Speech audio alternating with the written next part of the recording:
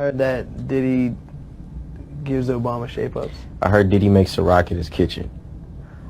I heard that Diddy played Tupac in Notorious. Diddy is Tupac. Diddy grades all the ACTs and they tell you it's a machine, but it's really just Diddy in a red pen. Diddy was an NFL bust. I heard that Diddy wrote the Monday Night Football theme song. Diddy has cashmere socks. I heard that from 3 o'clock to 5 o'clock every day, Diddy never wears shoes. Diddy still buys tickets to 106 in Park. I heard that Diddy wrote all of Flavor Flav's ad-libs. I heard Diddy fired Mike Brown. I heard that Diddy hired Mike D'Antoni. Diddy originally starred in Freaky Friday. I heard that Diddy never uses body wash, it's always bars of soap. Diddy does tattoos. Diddy's never gotten a tattoo he didn't like.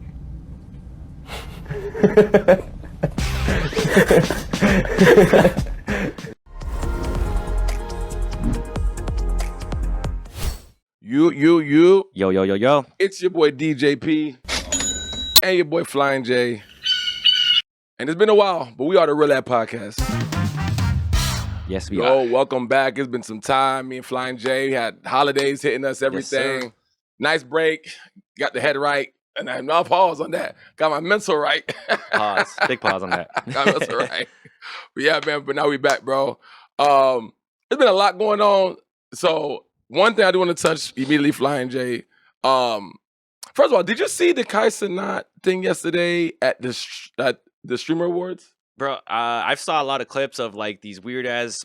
Moments. I've never seen these comedians before. Like try to cap on like the Clover Gang, or whatever. Yeah. I was like, this is weird. We've got another record breaker here tonight too. Kai Cenat. This year, as everyone knows, you broke the record for the most expensive haircut and the least educational university. So congratulations to you. Oh, and also, congrats on your new documentary with 50 Cent. That was you, right? If you all gonna be on the mic making jokes, at least let it be funny. If you all gonna be on the mic making jokes, at least let it be funny. I thought it was. Have a good night. Yeah, so one of the moments that really bothered me, people have been saying, because ever since Kai did the whole like Mafiaton 3 and he cut his hair, he had all these like Diddy allegations. So, it was cool and it was funny, but yesterday the lady took a moment, and I'm asking Flying J to put it here. She took a moment to like make a joke about Kai, like, hey, I love your documentary on Netflix saying that he was Diddy. And I thought it was kind of corny. And I don't like the way that people are trying to like, when you say that to somebody, it's like the way the world takes stuff, like you're putting a whole negative energy around this person. Yeah, exactly. I ain't like that, bro. So shame on that girl. I don't know what to say. But speaking of this documentary, bro, have you seen the Diddy documentary, bro? Man, I don't want to get in 50 Cent's bad side, bro. bro.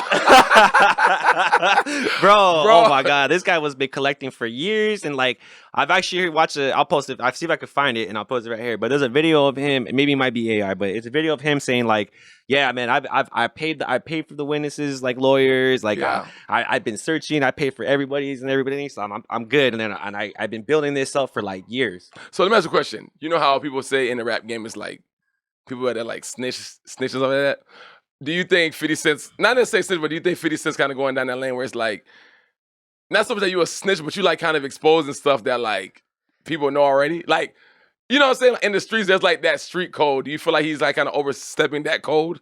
No, this is. I think this is beyond code, bro. Oh, gotcha. Like, I feel like what 50 Cent was. He said it perfectly. Like Diddy hurt a lot of people. Like not only like emotionally, obviously mentally, but like for sure financially, bro. Like for example, one person, Mace. Oh yeah, Mace. You know what I'm saying, Mace, bro? Mace, like yeah. it took him how long to finally give him like his Masters and all that stuff. just due, but like all the money up until that point, like he made a lot of money up until that point. So I'm saying like Mace is kind of like, I don't, no disrespect to anybody, but like as far as relevancy, kind of fizzled out. So like the masters are not as like then worth as much as it was back then when Diddy was collecting and stuff. So like, and I could go down the list of like artists that I feel like Diddy has just wrong, and like maybe artists, like producers. Have you seen the yeah, I saw everything. So like it's just like you can see how he manipulated a lot of people and utilizes their talents and everybody to get to where he needs to get to. Yes, that what you said is exactly what I was gonna say. That man. One thing about the Diddy thing, I was gonna Diddy like, man, for you to be this mogul and you make all this money, like, I'm not saying he's cheap, but he's money hungry, man. And one of the things that I did kind of want to touch because I do just want to just go through certain things like that. Like, for sure. first thing, man, how do you? Let me ask you straight up. How do you view him now after seeing the documentary? Man, I see him as like, you know, at one point he probably was that dude, you know, he was and like as a documentary as people see, he was the guy that was making all the hits and like at some point became like a gatekeeper. But I just feel like, and you know, once you reach a certain amount of level of money and like what it comes with too, it just slowly starts changing you as a person, bro. Like you look at the billionaires of like, you know, not to get off topic, but like the billionaires of like United States, you know, like, and you really think about it, a lot of them just have money sitting in like stocks or anywhere or some interest bearing instrument to like, you know, gain more. And it's just sitting there, bro, not being used, not being, you know, like helping anybody. And like at the same time we have so many crises. We have like a hunger crisis, we have a homeless crisis, like I could go down the list. We have like, you know, we have so many things that like if they just stop being greedy and maybe just, you know, spread the love a little bit, I think the world will be a better place as far as America, we know. No, I agree with you on that 100%.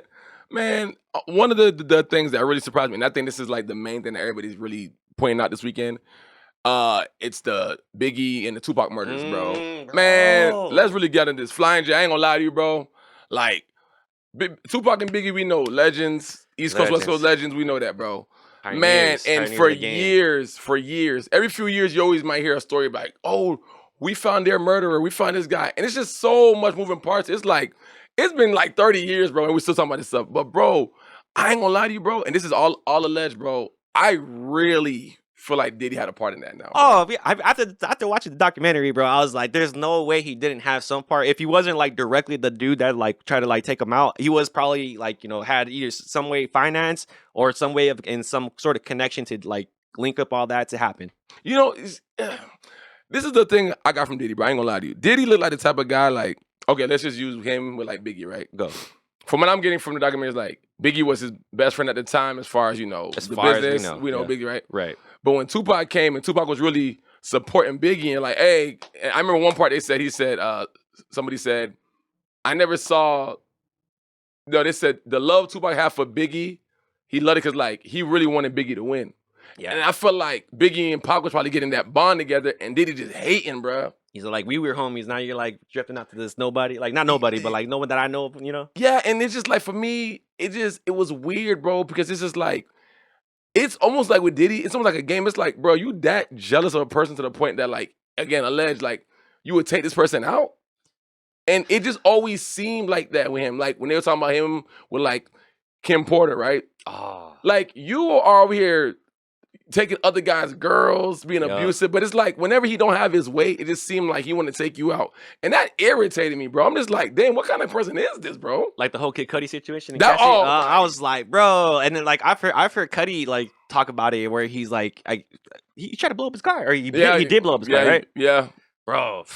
I don't know, man. Listen, and I don't want to even give this too much light with the whole like Cassie thing, dog. But it just like, it was crazy when I watched it. It's just like, bro, and I know like people might say they don't like this, but it just seemed like, I don't know what drew Cassie to him like that. Like, even after all this abuse she was going through, obviously money, we know that, but like, what kept you around? And that's why I like when the jury was like, you know, it's not that it ain't that he didn't get what he deserved. It's the fact that you kept going back. And that's why they had to vote the way he was, because people thought Diddy was gonna be gone like forever. The way the jury looked at it, they thought Diddy was going forever, and I'm like, that's a job of like the attorneys. It's just to like frame it a certain way, and it's just like, bro, yes, putting it that way, I can see it, but it's just like, if you want to go into the psychology of it, it's just like the whole psychology of like abuse and abuser like relationship. Yeah, it's a whole dynamic. Like they get it. What is it called? Stockholm syndrome. Yeah. Where they fall in love with like, you know, the whole thing, and like they really do believe that like they might want to change one day, or like maybe I'm just like bullshitting about like the dynamic of it, but it's a whole like science of it, bro. Where it's like you would think like, why are you dealing with this? Yeah. But like, I mean, obviously anybody like that with normal like mentality would leave, but like in situations like this, and where they get abused and like the abuser like mentally fucks them up too, it's like they didn't play that into part. But the attorney's so good to frame it a certain way.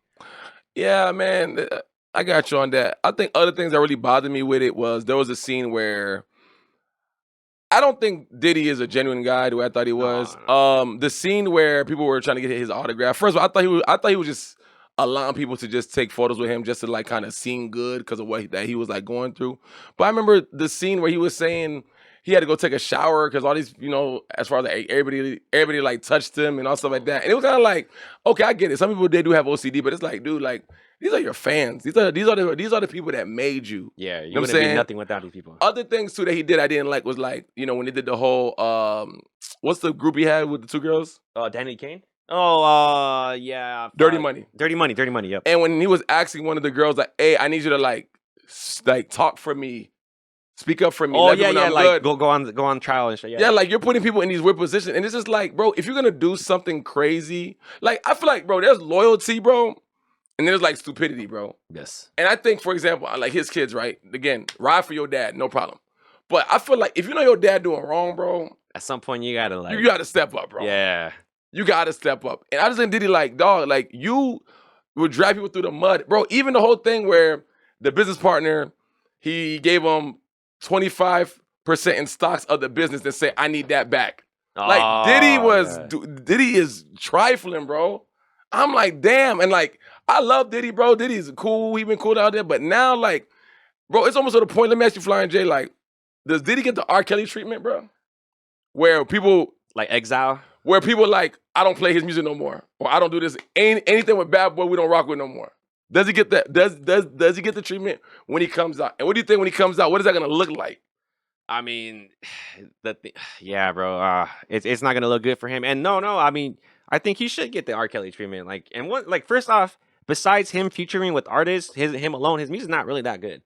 Well, like it's not like legendary. Like, yeah, he was like the mogul or the gatekeeper of hits and like as far as the East Coast and everything. But yeah, bro, like I don't see him recovering at all from this. And I heard supposedly there's a part 2 to this documentary. Yeah, I feel like I don't know for some. I feel like that they got to be more. Another thing he did, bro, that I thought was very like unprofessional, just weird. I think Diddy just has FU money.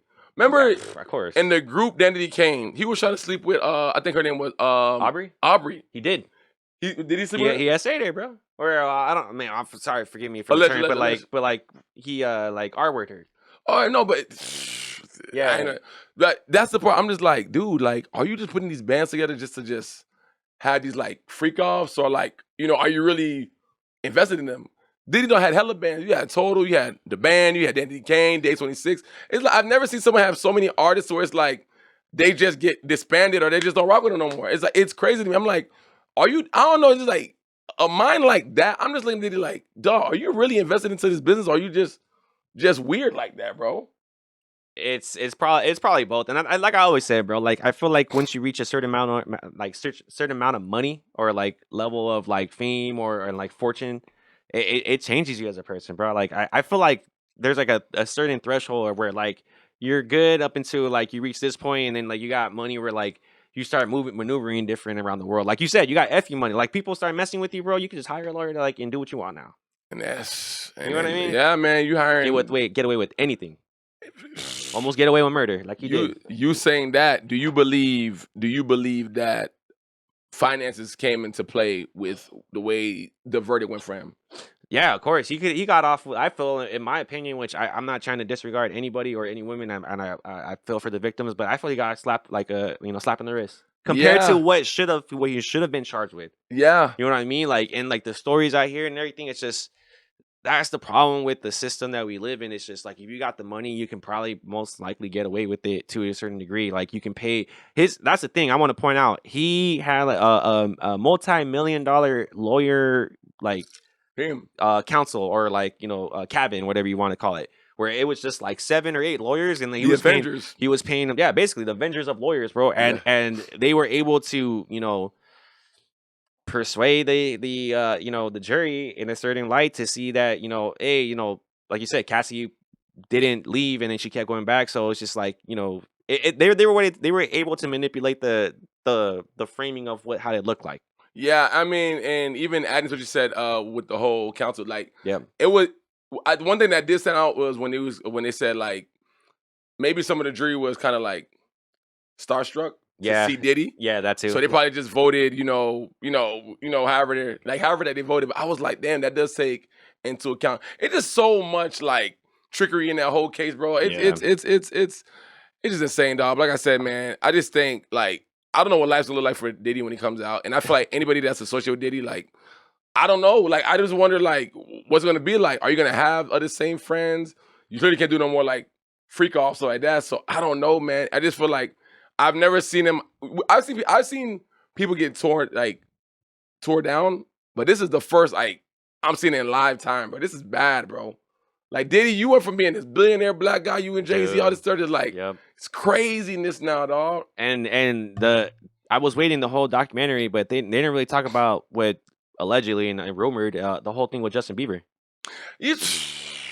Bro, speaking of Justin Bieber, not saying that, but just on the male aspect, bro, some of the people that was alleging like, I forgot the guy that started the Bad Boy with him when he was like, Diddy abused me, like essayed me. I'm like, bro, I don't even know what your orientation, and it don't matter. But like, Diddy, you got a lot of like dark secrets in your closet, bro. I don't even think it's like dark secrets. I think it was like more of a power move to have that over you. Cause like, remember the whole thing about him saying about what's called the cameras and the cameras in the building. Yeah, and like a lot of people like that he messed with were not down that orientation. They were not like homosexuals or like but. A lot of them said like, "Hey, I just faked it till I make it because I was trying to, get this my music out because this is my passion and everything." So, a lot of them, I feel like it was just his way to have something like to blackmail them if anything were to happen. You know what I mean? Because he recorded all of them and all that happening, and so like he could just easily call him like, "Hey, man, you say anything to me, bro? Like, I'm gonna drop this footage and like it might incriminate me, but it's gonna embarrass you." That's crazy. You know what I'm saying? Like, I don't fucking know, bro. It's so crazy, dude. Even the one guy was like, "Hey, like sometimes like I would like wake up and like Diddy's in the bed next to me, and then like I'm sore." I'm like, "You're sore?" Like he said that, and I had to rewind. I was like, "What do you mean by that?" Like, you know what I mean? Like, man, that and he never left too. So that's why it's like as a jury, if you want to put it into a court case, it's just like, why didn't you leave? Why don't leave? But it's just like. You just again you're probably starstruck and you're like and he played multiple instruments so like Diddy like in the documentary he like kind of like gave him false promises and like he didn't pay him until I don't know when and stuff but and when he supposedly did pay him or maybe he did it was supposed to be like $29,000 and this is like a multi-million-dollar fucking like person. Yeah, I don't know, but I think that's how we're gonna like wrap it up. But yeah bro, I think that's the biggest question, like you said. A lot of people that were going through these things, feel free, but like, why didn't you guys leave? Why did y'all stay around? Like, I mean, I don't know, man. That's those things that like, it's fun when it's happening, but then when it gets exposed, now it's like, it's just hard to really just accept and just understand. Like, I would never stick around for that, bro. I woke up and I'm sore. Oh, we ain't hanging out no more. We ain't hanging out no more. I don't even want to know what happened to me, bro. We ain't hanging out no more, bro. Yeah. It's over, bro. Every time I come here, I go to sleep, I wake up different. I'm good, bro. Yeah, that's. But y'all let us know what y'all think on this whole Diddy documentary. One thing I do want to know, do you guys feel like 50 Cent is snitching? That's what I'm saying. Good question. And why do you think that everybody stayed? Was it money? Was it just lifestyle? Was it cool until it wasn't? Y'all just know what y'all think. But we catch y'all next time on another segment of the Real Rap Podcast. Peace.